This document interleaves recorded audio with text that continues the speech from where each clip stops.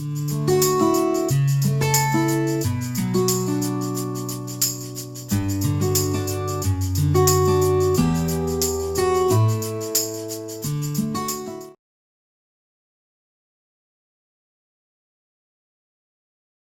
everyone, good morning to one and all. This is Sanajaji from EC department, Sesi Engineering College, Tadepalligudam. So today I'm explaining about microprocessor and microcontroller. Okay, so today we will start with unit 1, 8086 microprocessor pin diagram, right? So the pin is actually a 40 pin IC, okay, which consists of all these pins which is mentioned here. Okay, before that, what is microprocessor? Microprocessor is a processor which performs the things, okay, and the thing or the operation, okay, will be performed as per the instructions given by us, okay, in the form of assembly language programming. The processor converts the assembly level language program into machine level language, and then it will execute the instructions or the function what we given to that one. Okay, done. So the processor consists of 40 pins. Okay, so some of the pins are address and data lines, okay, and address and status lines. Okay, before that, the 8086 microprocessor consisting of 20 address lines and 16 data lines. It is a 16-bit microprocessor. Okay, so some of the address lines and data lines are multiplexed here from AD0 to, see here, AD15. Okay, totally 16 data lines are covered here and 16 address lines are covered here. Okay, from AD, address and data lines, not from 0 to, see here, up to AD15. Okay, address and data lines. These address data lines are multiplexed, time multiplexed. What is meant by time multiplexed here is at some point of time it will carry address and the remaining time slot it will carry data. Okay, so up to which time means at T1 time. Okay, at T1 time these lines carries address, and from T2 time onwards it will carries data. These lines carries data, right? And some more lines which from A16, okay, A16 to A19 lines are multiplexed with the status lines. That means here the lines are multiplexed. Okay, address lines it will carry information and then it will carry status information. So here we are discussing about the 8086 microprocessor architecture. The 8086 microprocessor consisting of 20 address lines A0 to A19 and data lines 16 D0 to D15. Okay, here is the architecture 8086 microprocessor. See here, it consists of general purpose registers which are 16-bit in size and it can be divided into 8-bit, which is mentioned as AL and AH, like BX is divided into BL and BH, and CX is CL and CH. DX is a 16-bit register and it is logically divided into 8-bit DL and DH. Okay, these are the general purpose registers and special functions also there.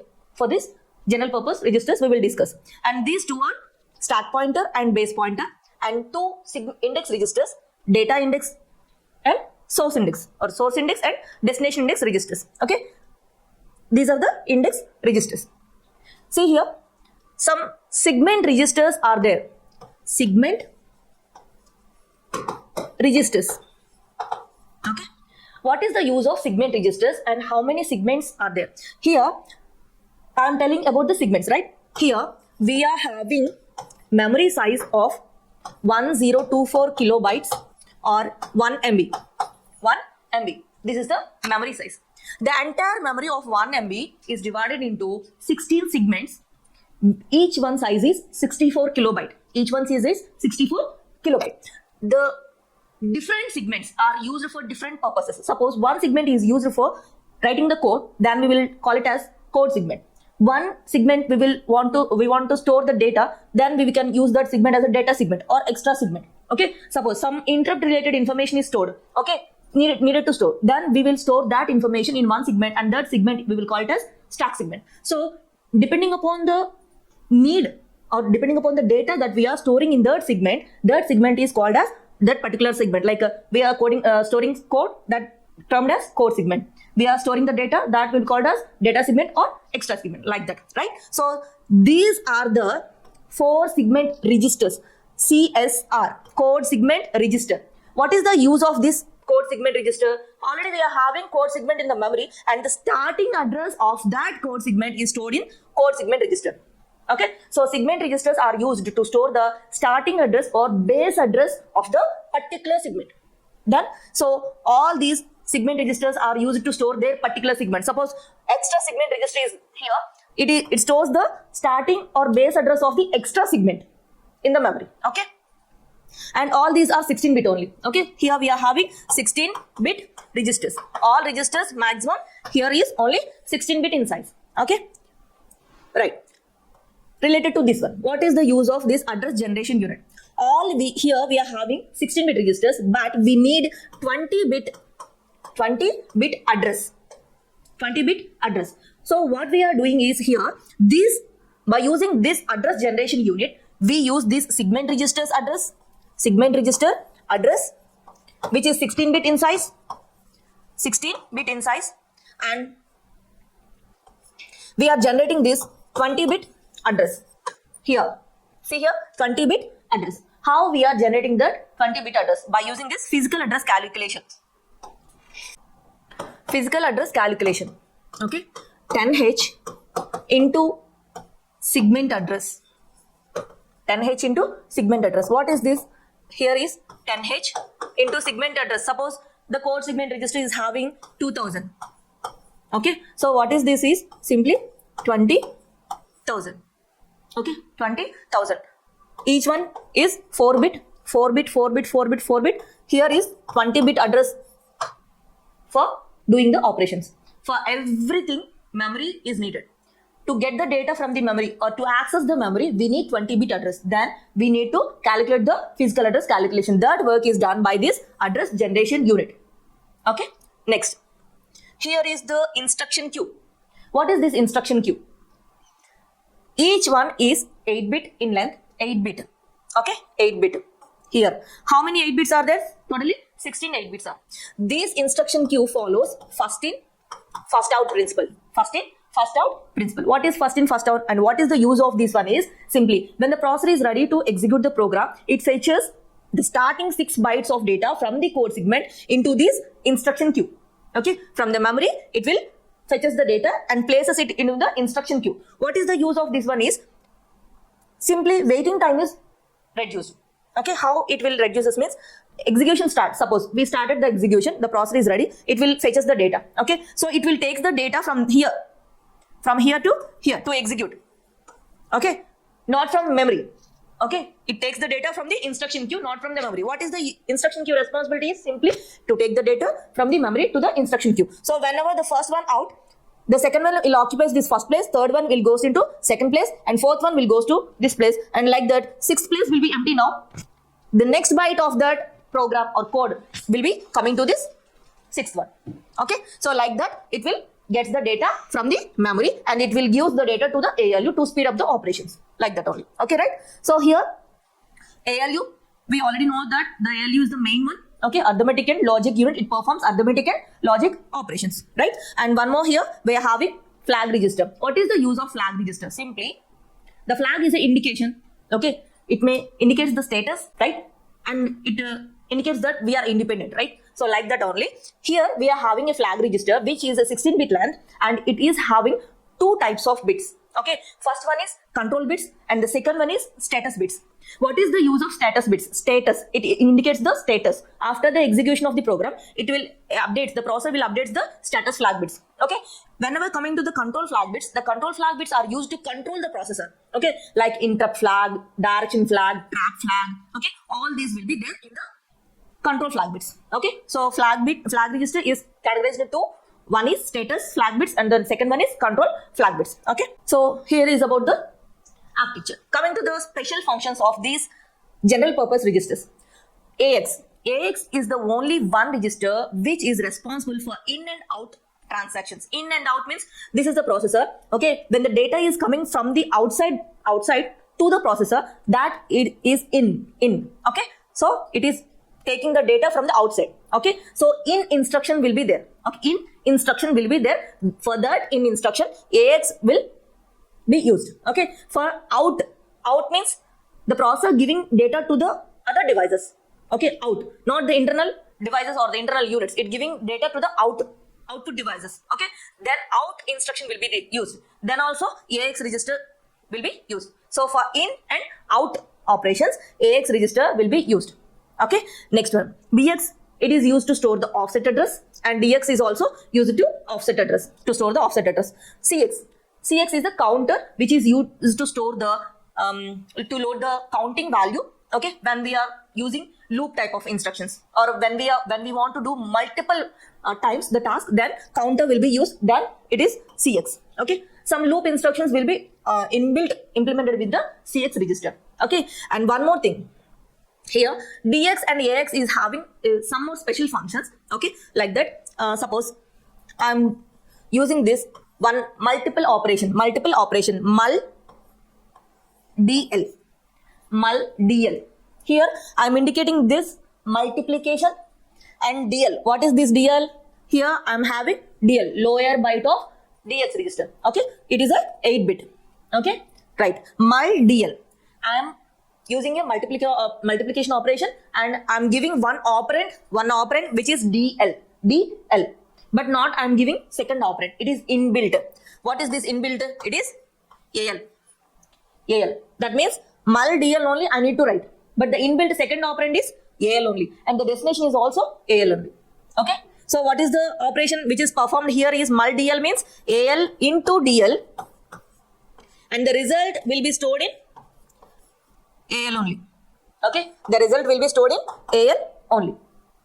Got it? So these are the special functions of the general purpose registers. Okay. My next topic is addressing modes. What is the use of addressing? Without addressing, we can't go anywhere, right? So we need definitely an address to reach the point. Either it may be a starting point or the destination point, whatever it may be, we need address, right? So addressing is simply giving the place of data availability. Okay, where the data is available or where the data should be stored. Okay, so we need to know the source address as well as the destination address also. For these two things, we need addressing. Okay, here 8086 we are having different types of addressing modes. Okay, so the first one is register addressing mode. Second one is immediate addressing mode. Third one, direct addressing mode. Fourth one, register indirect. Next, based addressing mode, indexed addressing mode, based indexed addressing mode, string addressing mode, direct I/O port addressing, indirect I/O addressing, relative addressing, and implied addressing. Okay, all these are addressing modes of 8086. See here, the first one, register addressing mode. Okay, here the source and the destination are the registers only. Okay, the source and the destination. Here the right side one is the source one, and the left side one is the destination one. Okay, so this is op code. This is the place of op code, and this is the place of operand. What is meant by op code? Op code means type of operation. What is the type of operation? Either it may be move, addition, and or logical compare, whatever it may be the operation, we will term as op code. Okay, and what is this operand? Where the type of operation should be performed, on which registers or in which area, either it may be memory location or a register. So we need that source and destination. So that too we will call it as operand. Okay, so opcode is the type of operation, and operand is the where the data has to be performed. Okay, where the operation to be performed, or on which data the operation to be performed. So here this is the source place and this is the destination place. Okay, so here move CL comma DH. What is the operation here is the data which is available in the DH register that is loaded into CL register. Okay, here you need to understand this is a 8-bit register, and this one is also 8-bit register. If you are suppose mentioning like move CX comma DL, this is an 8-bit register and this is a 16-bit register where it is not possible to store 8-bit data into 16-bit, right? So this is wrong. So you need to mention like this only, 8-bit and 8-bit, or you can like this CX comma DX. Okay, so where the source and destination should be the registers in the register addressing mode. Immediate addressing mode. What is this immediate addressing mode? See here, move DL comma 08. The data will be given directly in this instruction. The 08 is the direct data given in the instruction, and the data will be moving to the DL register. Okay, so data will be within the instruction. That we will call it as immediate addressing mode. Next, direct addressing mode. See here, move bx comma. This is a symbol where we use to represent the memory location. Okay, this is a square brackets. Within, whenever we represent like this, the data within these square brackets is a memory location. See here, 1354H. 1354. H represents hexadecimal. 4 bits, 4 bits, 4 bits, 4 bits. Entirely 16-bit address is there. But we need to calculate the 20-bit address. That will be done in the memory calculation unit, right? So 16-bit address will be given in the square brackets.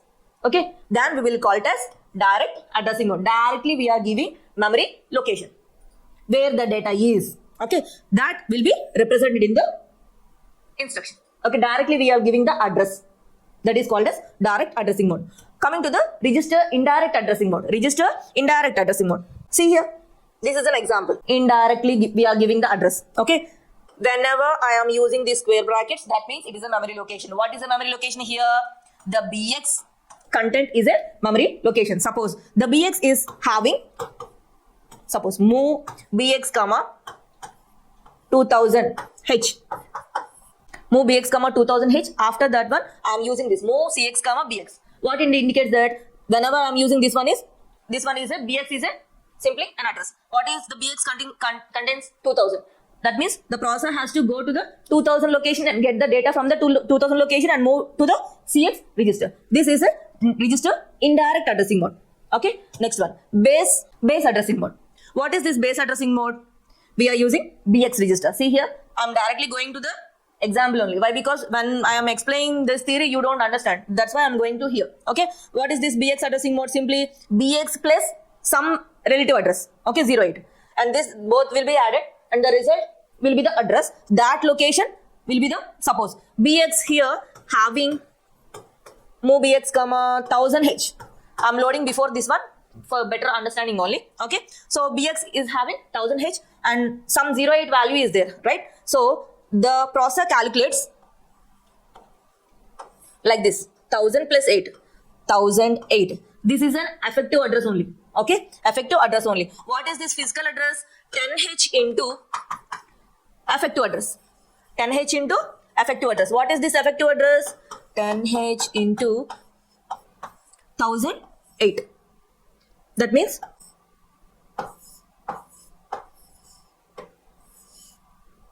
okay, so the processor will goes to this location and brings the data from that location and moves into the AX register. Next, indexed addressing mode. Indexed addressing mode. Here, index registers are used. We are having two index registers. One is source index and the second one is destination index. Both these registers we can use in this indexed addressing mode. Okay, here SI is used. Okay, here SI. That's why it is called as index registers. Next, based index registers. Based index addressing modes, we are using base register and index register. Here BX is used and SI is used. Okay, based index addressing mode. Okay, to calculate the physical address, the processor uses all this effective address. Okay, after calculating this effective address, 10h into effective address is the physical address calculation. It will goes into that process and calculates the physical address. After the calculation address, it will goes into the particular location and gets the data and move it into the DX register. String addressing. Here, string instructions are used. String instructions. See here, move string byte, and one more here we are having move string word also. Okay, move string word. Okay, clear? Next, direct I/O port addressing, indirect I/O port addressing. What is this here? Is in. I already told you na, in. Okay, in AL comma some location is there. What is this location? Okay, the port address. Okay, in that location the data will be moved into AL register. Okay, relative addressing mode. In a relative addressing mode, what happens here is some relative data will be given in the instruction. Okay, that we will call it as we will show you here. Yeah, here see, move cx comma si. This is a indexed addressing mode, and whenever some relative address will be there, then we will call it as register relative addressing mode. Okay, and here based indexed. Okay, based indexed addressing mode. When we are including this, we will call it as relative based indexed addressing mode. Relative based indexed addressing mode. Okay, so these are the different types of addressing modes in our 8086 microprocessor. Thank you.